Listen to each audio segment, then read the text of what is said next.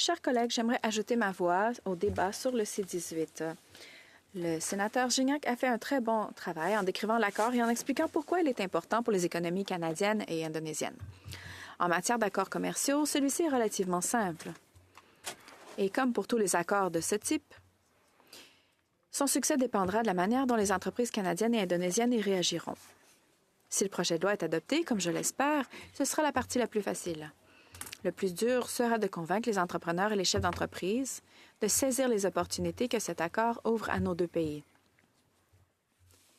Mais cet accord ne concerne pas seulement le commerce. Il s'agit de la manière dont le Canada se positionne dans un monde qui n'est plus organisé autour d'un seul centre de pouvoir. Dans la mesure où le Canada cherche à diversifier ses relations économiques au-delà des États-Unis, l'Indonésie et les pays d'Asie du Sud-Est constituent des marchés prioritaires. Le premier ministre Carney a évoqué une nouvelle approche de la politique étrangère fondée sur la géométrie variable. Concrètement, cela signifie travailler avec différents partenaires sur différentes questions, le commerce ici, la sécurité là, le climat ailleurs, sans présupposer un alignement dans tous les domaines. À tous égards, l'Indonésie est une variable majeure dans une politique étrangère fondée sur la géométrie variable. Laissez-moi vous expliquer pourquoi. Depuis plus d'un millénaire, les puissances présentes dans et autour de l'Indonésie moderne ont façonné la région et influencé le commerce mondial.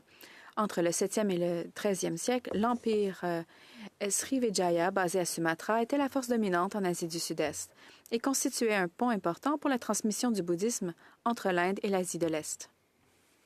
Il fut remplacé par l'empire Majapahit, majoritairement hindou, basé à Java.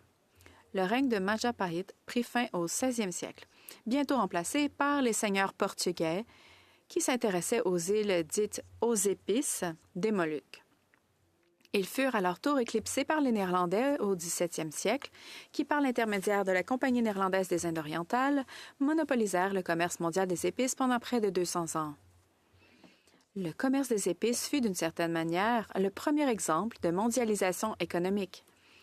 Et l'Indonésie naissante en était le cœur. L'importance stratégique de l'Indonésie dans l'économie mondiale perdure encore aujourd'hui.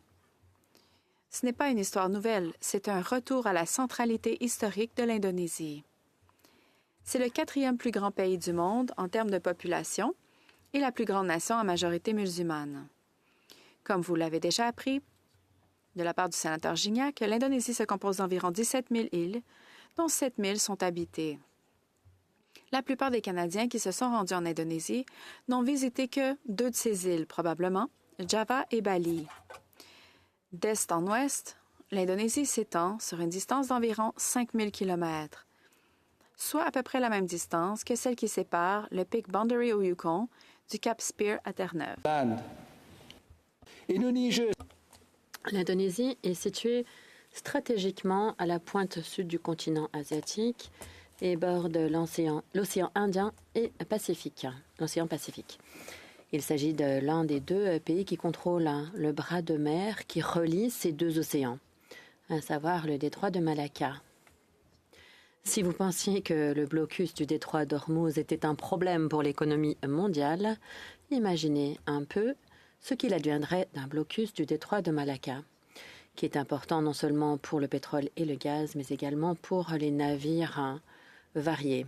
Depuis son indépendance en 1945, l'Indonésie joue un rôle d'avant-scène à l'international et sous la présidence de Subianto, le pays semble prêt à jouer un rôle encore plus important. Voici quelques exemples. L'Indonésie a accueilli la conférence afro-asiatique des États non alignés en 1955, qu'on appelle la conférence de Bandung. Bandung a été l'occasion pour l'Indonésie de déclarer que les États nouvellement indépendants pouvaient être responsables de la politique mondiale dans leurs propres termes. L'Indonésie et les autres pays présents à Bandung étaient en avance sur leur temps. Et ils ont su saisir le sentiment des pays qui, aujourd'hui, ont voulu entamer la décolonisation. Ce sentiment s'est intensifié au cours des dernières années, notamment dans les forums internationaux BRICS et G20. L'Indonésie est devenue un membre à part entière du BRICS en 2025 et est le seul membre permanent du G20. Comme l'a dit le sénateur Gignac, l'Indonésie désire devenir membre de l'OCDE également. L'Indonésie est un membre fondateur de l'association ASEAN. C'était en 1965 quand cette organisation était un regroupement de 5 membres uniquement, principalement préoccupés par le communisme. Aujourd'hui, l'organisation compte 11 membres, y compris le Vietnam, et est un des groupes les plus efficaces dans le monde. Cette organisation fonctionne sur le consensus, mais on estime que c'est l'Indonésie qui est le leader officieux du groupe, le secrétariat étant situé à Jakarta.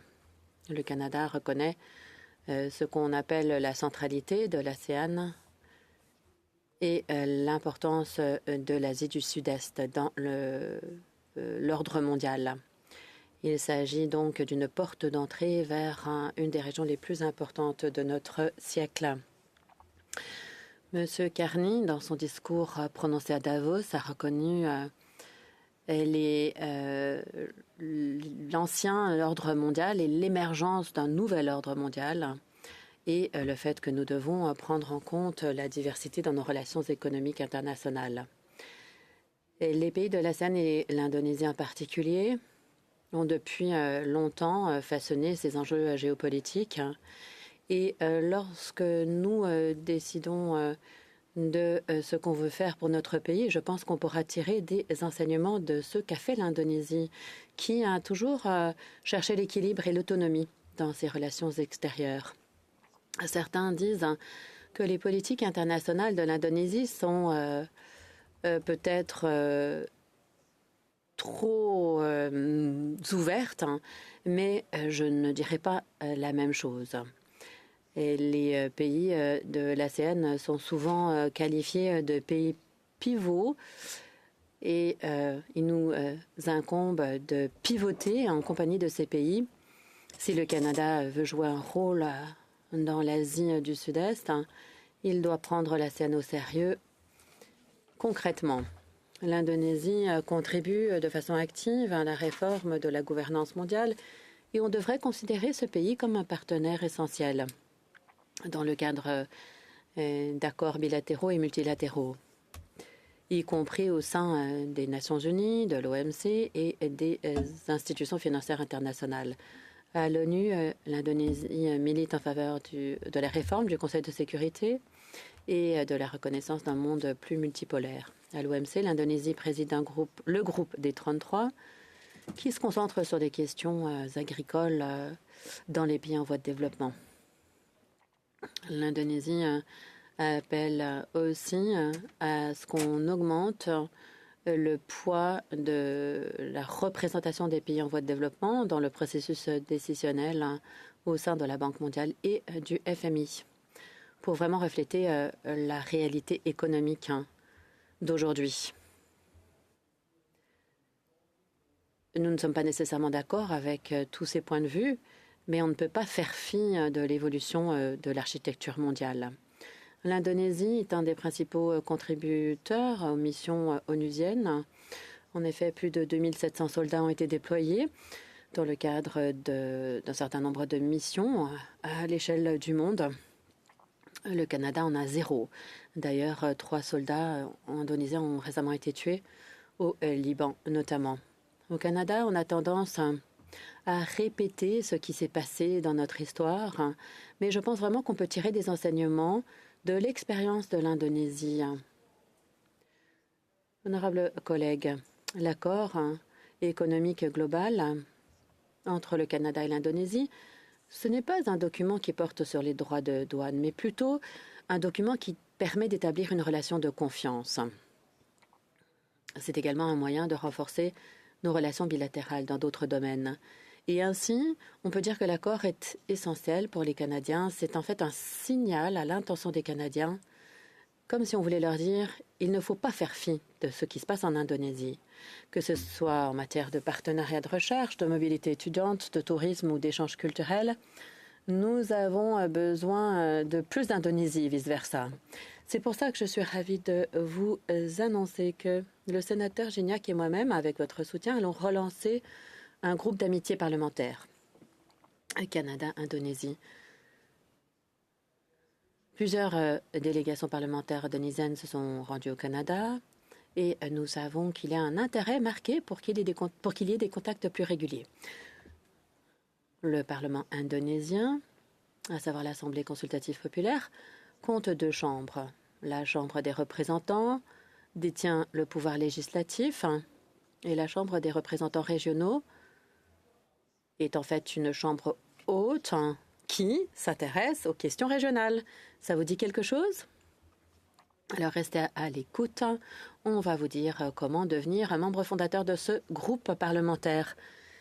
L'accord va stimuler le commerce et les échanges entre le Canada et l'Indonésie, mais va également démontrer l'engagement du Canada envers cette région. Alors, ça ne se résume pas à un accord commercial. C'est, comme je l'ai dit, un signal indiquant que le Canada est prêt à répondre présent et à entamer un virage en ce sens. Merci.